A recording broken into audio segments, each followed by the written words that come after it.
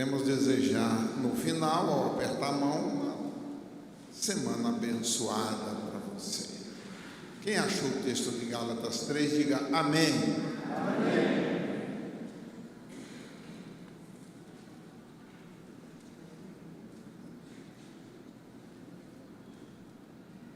Eu começo lendo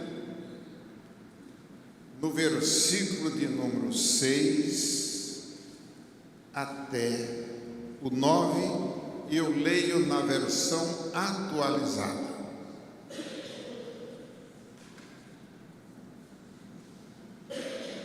É o caso de Abraão, que creu em Deus. Ele creu em quem? Que creu em Deus, e isso lhe foi imputado para a justiça. Sabei, pois, que os da fé é que são filhos de Abraão. Ora, tendo a Escritura previsto que Deus justificaria pela fé os gentios, preanunciou o Evangelho a Abraão. Em ti serão benditas todos os povos, de modo que os da fé são abençoados com o crente Abraão. Até o verso 9.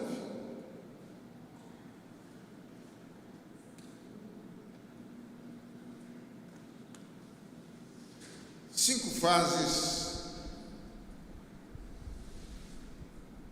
na vida do pecador perdido,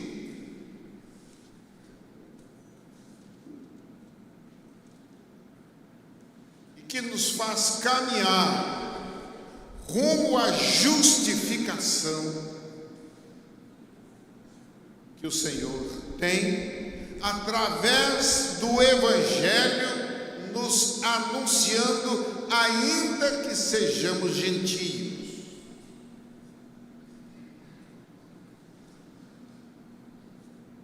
Quando alguém não acreditava nisso, ele dizia assim: ei, vocês são judeus.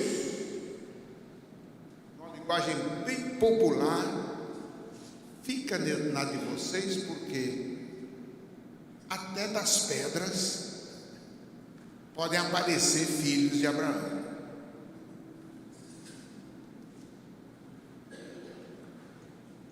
O poder do Deus Criador ultrapassa os limites nossos nesta noite, que falamos: meu Deus, Jesus Cristo vem depois, nós estamos no Novo Testamento, e o Senhor vai nos ensinar que o Evangelho foi lá na chamada de Abraão.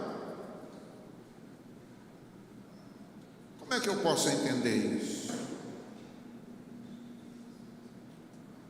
Quando nós caminhamos nesse texto, e que é o preâmbulo da nossa comunhão, corpo e sangue de Jesus, garantia de um encontro e um convívio eterno com Deus,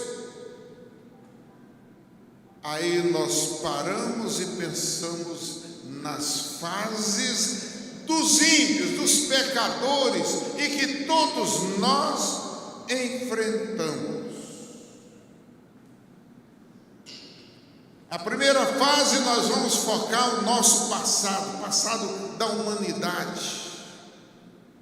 A maldição do Éden, passando por todas as nações, por todos os povos, tribos e línguas.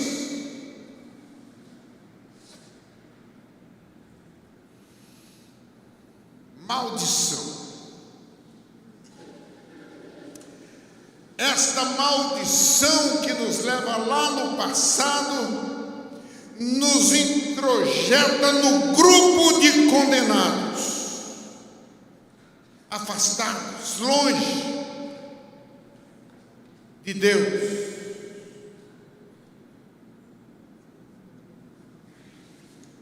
Nós lemos o capítulo 3, no capítulo 5, no versículo 10, Ele diz: maldito todo aquele que não permanece em todas as coisas escritas no livro da lei para praticá-las.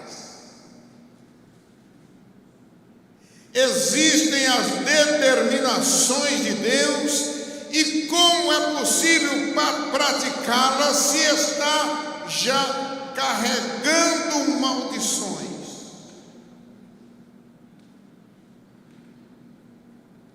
A condenação passou para todos. Quando Paulo escreve aos Romanos, ele diz: todos pecaram e destituídos estão da glória de Deus. Não tem bonzinho.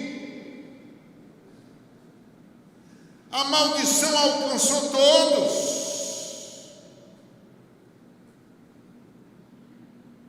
É a fase que todo ser humano passa, incluindo o território que ele pisa. É maldito.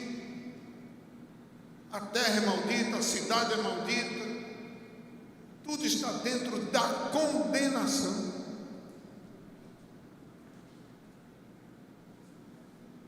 Se você quiser ser mais radical, escute ele dizendo assim: não há um justo sequer.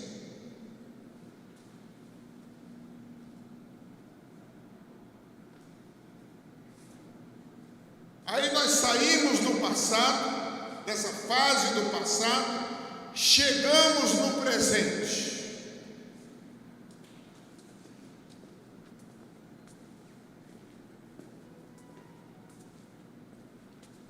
Olha para quem está do seu lado e diga assim: você está com cara de bonzinho. Mas se você pensar bem, a sua cara pode não estar dizendo quem você é, porque você é rebelde. Na sua família tem rebelde. Rebelaram-se contra o Senhor, não aceitaram as diretrizes de Deus, e ainda resistem alguns à ação do Espírito Santo, que para convencer geme com gemidos inexprimíveis.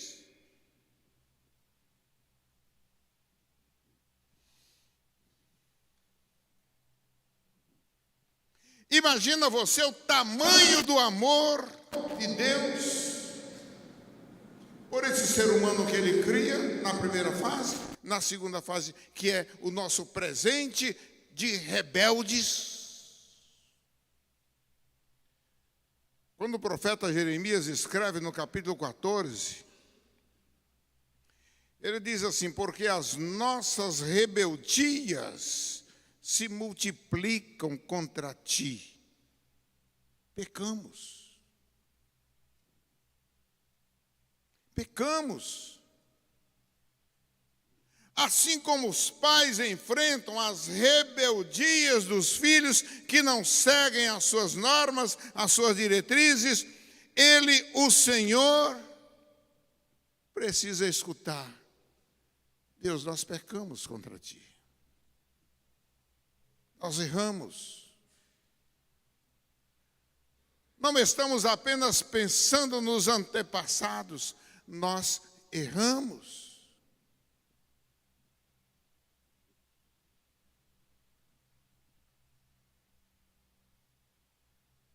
No Evangelho de João, no capítulo 3, verso 36, nós lemos: o que se mantém rebelde não verá a vida. Não é só apenas se reconhecer mal, rebelde, mas o que se mantém rebelde não verá a vida. Quando nós focamos o sacrifício, nós vamos entender que ele veio para que nós tenhamos vida. No presente nós podemos chegar à vida, ou vamos parar, nos situar, nos acomodar e escutá-lo dizendo: não verá a vida.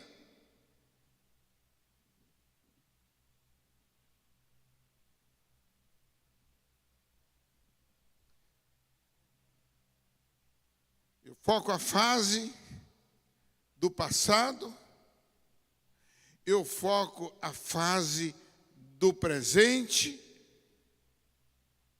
mas eu olho amanhã. A Bíblia vai me orientar sobre o amanhã. A terceira fase é a fase do meu futuro. Se na primeira é maldição, se na segunda fase o forte é rebelião, na terceira é condenação. Diga para quem está do seu lado, a terceira fase é de condenação.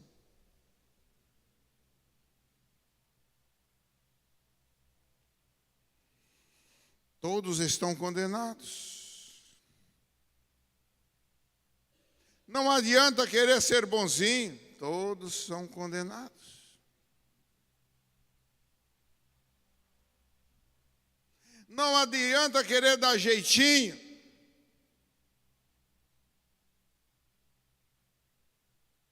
Lutero enfrentou, como outros enfrentaram, todo o esquema do potencial romano, e ele levanta e bate de frente e diz: só pela fé.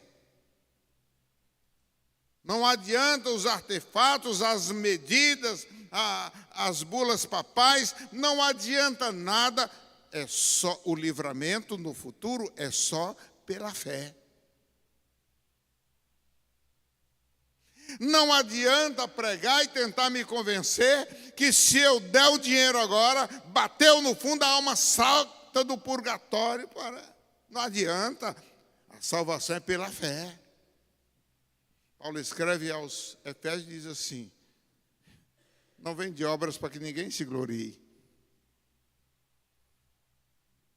Meu querido, minha querida, não adianta o seu antepassado ter te ensinado que tem um jeitinho de no futuro você está livre de condenação, porque no futuro todos estão condenados. No verso 36 do capítulo 3 de João, nós lemos: o que crê no Filho tem a vida eterna, o que não crê já está condenado, sobre ele permanece a ira de Deus. Deus é amor? Mas sobre o fulano, sobre a fulana, o que prevalece, o que vai continuar é a ira de Deus. E se morrer sobre a ira de Deus, como é o seu futuro?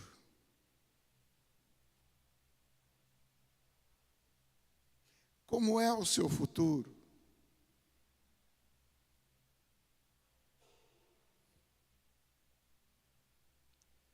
Se você entende o peso da condenação, da ira de Deus, você precisa pensar na quarta fase de um pecador, de um ímpio, de um ser humano na terra, que esse capítulo 3, que esse texto que nós lemos, vai nos alertar. Fala para quem está do seu lado da quarta fase. Foca a vinda de Jesus.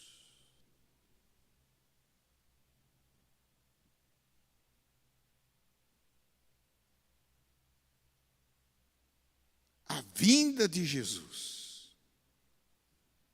Para o ímpio, meu presbítero, é desespero. Para o pecador, é desespero.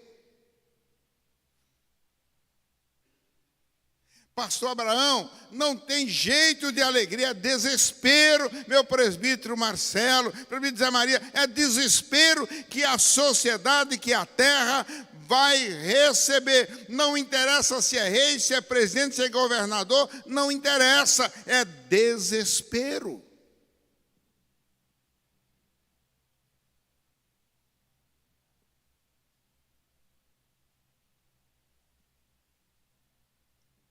Quando Paulo escreve aos Tessalonicenses, no capítulo 1, quando chega na altura do versículo 3 do capítulo 1, nós lemos da parte B. em chama de fogo,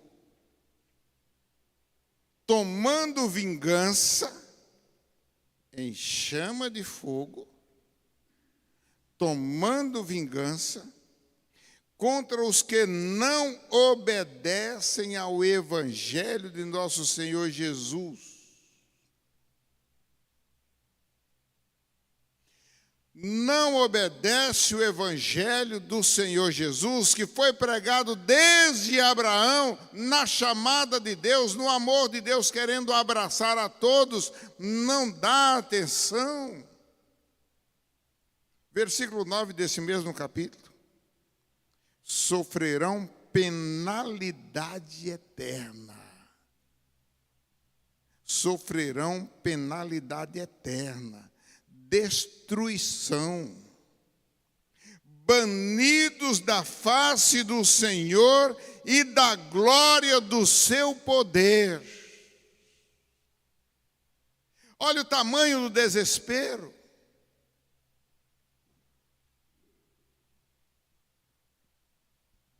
Hoje de manhã, lá em Piraí, falei para um senhor, na porta da igreja, ele chegou a entrar na igreja.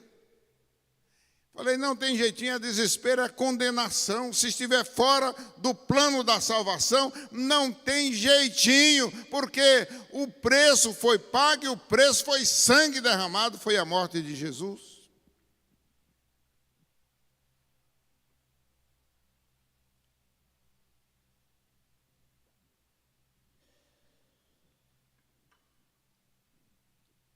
E esse ímpio, em qualquer parte da terra, fica pensando em fazer boas obras, em ser bom cidadão, boa cidadã. É muito comum ouvir hoje, é ficha limpa, é ficha suja. São maneiras que tem. E em se tratando de política, politicamente, na praça de Piraí, eu falei assim, para Deus não interessa ficha suja, ladrão, assassino, não interessa. Ele morreu para salvar todos os sujos, e com o seu sangue ele purifica de todo o pecado. Basta crer. É esse o evangelho que você prega? É esse o evangelho que você vive? Ou os enganos que estão por aí, trazendo uma fé, uma santidade, um convívio com Deus, barato que não custou sacrifício, esses estão no plano da condenação, gerando ira de Deus, e condenados serão para sempre, é o que o texto está dizendo.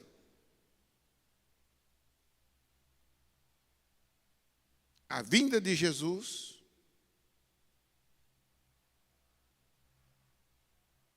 não vai trazer outra coisa senão desespero. Conversa com o ímpio e fala sobre Jesus vir buscar-o da terra, para você ver o que ele diz. Muda de conversa, muda desse assunto.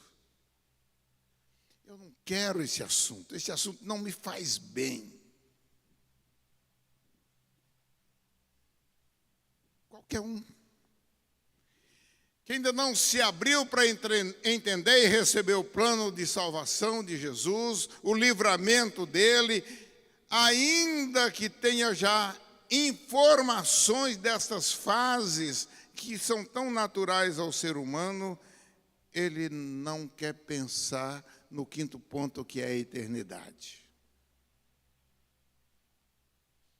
Existe o desespero, sim, a vinda de Jesus traz desespero, a mensagem pregada do Evangelho traz desespero, sim. Mas esta mensagem que traz desespero é desespero para aquele que não abraçou o recurso de Deus. Porque abraçou,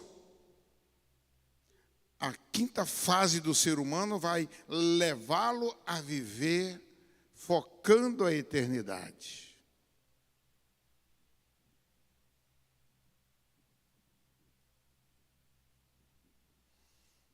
E focando a eternidade, ele pode até cantar: ó vós que passais pela cruz do Calvário, podeis contemplar sem tristeza nem dor, que para livrar-nos do grande adversário, seu sangue inocente, seu sangue inocente, seu sangue inocente, derrame o Senhor. Ele começa a caminhar na direção da eternidade. E na sua oração, na sua reflexão, ele vai dizer: meu Deus, no passado eu recebi a condenação, a maldição, a rebelião tomou conta de mim, e esta condenação não pode continuar porque me desespera. Me leva para uma eternidade longe de Deus, e eu quero não juízo na eternidade. Eu quero que o juízo aplicado em Jesus, em meu benefício, eu quero recebê-lo me favorecendo. Apocalipse 20, verso 13, diz: a morte e o além entregaram os mortos que neles havia, e foram julgados um por um, segundo as suas obras. A morte e o além entregou um a um e foram julgados. Olha o juízo de Deus aplicado aí. Versículo 15: se alguém não foi achado inscrito no livro da vida, esse foi lançado para dentro do lago de fogo. Na eternidade, juízo. Juízo de Deus. Se não foi achado inscrito no livro da vida, recorrer a quem?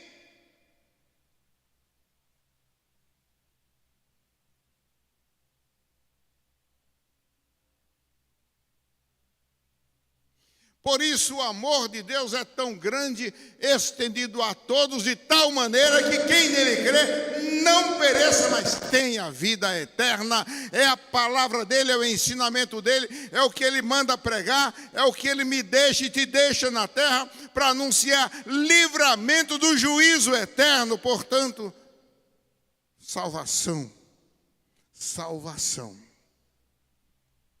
livramento do fogo.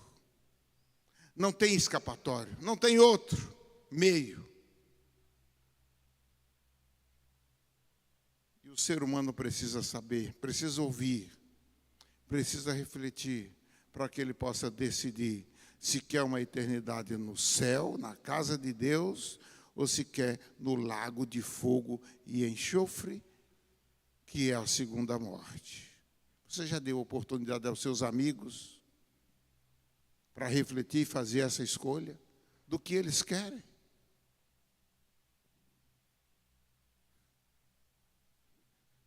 Os meus conterrâneos, os brasileiros comigo, os volta-redondenses, aqueles que estão no seu convívio já tiveram. Meu querido, minha querida, fica claro na palavra de Deus que precisamos aceitar a Jesus como nosso Salvador pessoal. Eu quero terminar você pensando sobre isso. Eu, você, o ser humano, o ímpio, o pecador, precisa receber Jesus como seu Salvador pessoal. É Ele, único Salvador. Não há mediador outro entre Deus e os homens, senão Jesus. Não há outro meio de livramento. Que bom seria se aquela pessoa que você vê viver uma vida ímpia, você escutar um dia ela cantando: Jesus vem me buscar, para o céu me levará. o Cordeiro prometido.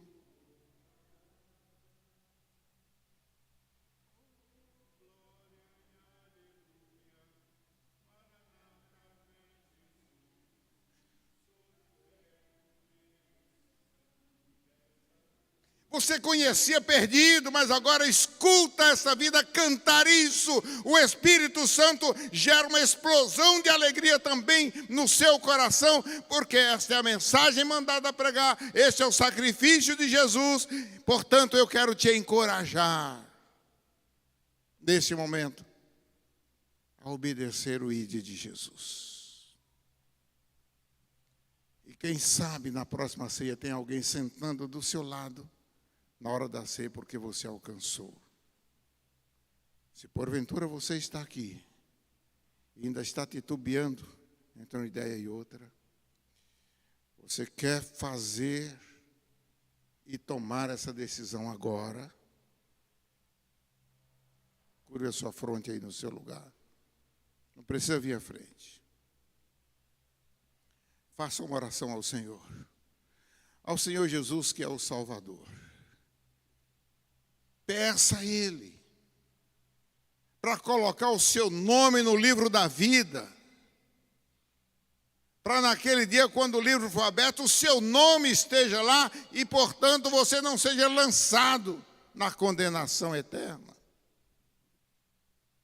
mas seja chamado ao convívio do céu. No minuto você pode fazer essa declaração ao Senhor.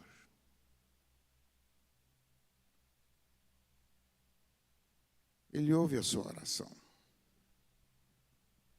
Ele ouve a sua disposição pessoal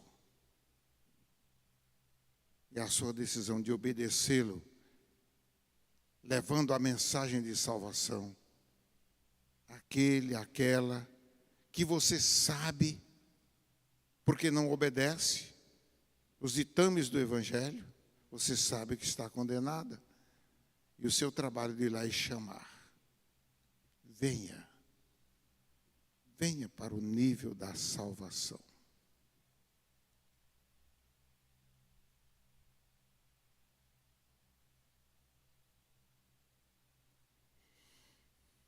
Você já fez a oração? Fez essa declaração? Que tem duas partes, uma sua e outra de obedecer na busca dos perdidos.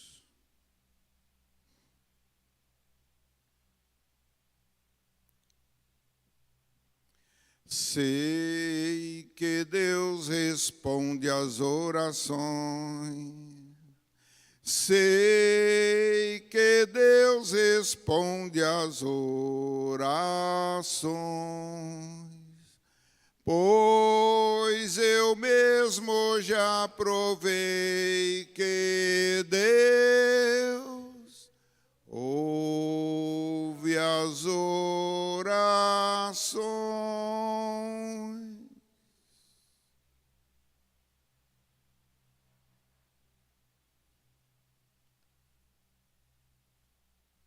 Reverendo Everton, você quer vir ao microfone fazer esta oração por cada um aqui nessa noite?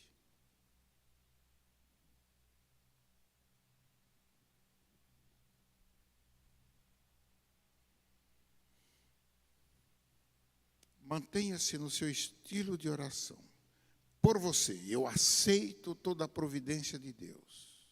E em obediência, eu não vou me sossegar enquanto eu não ouvir de fulano de tal ou fulana de tal uma proclamação de que ela não quer ir para a eternidade de condenação, mas quer ir para o céu.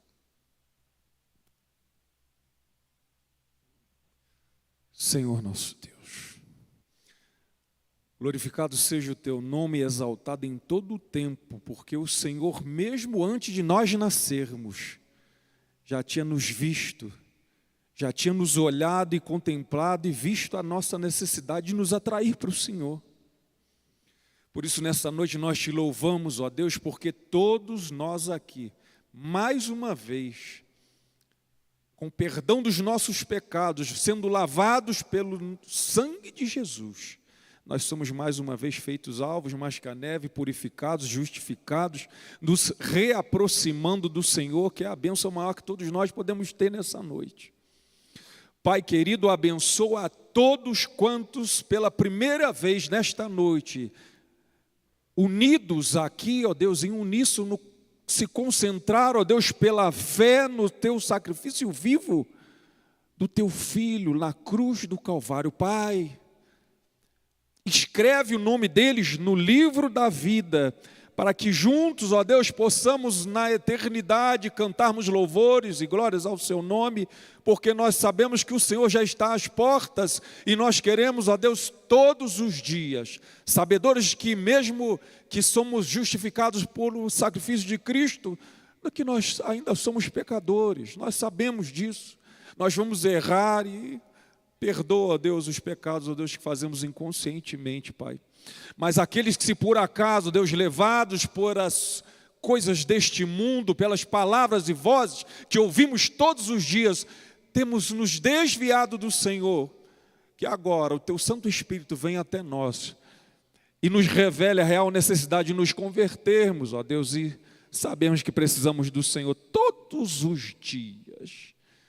Por isso, ó Deus, nós Te louvamos e Lhe agradecemos e entoamos para todo sempre que o sangue de Jesus me lavou. O capitão da nossa salvação é Cristo, o Salvador, o Rei dos Reis, o Redentor, Jesus, o bom Senhor.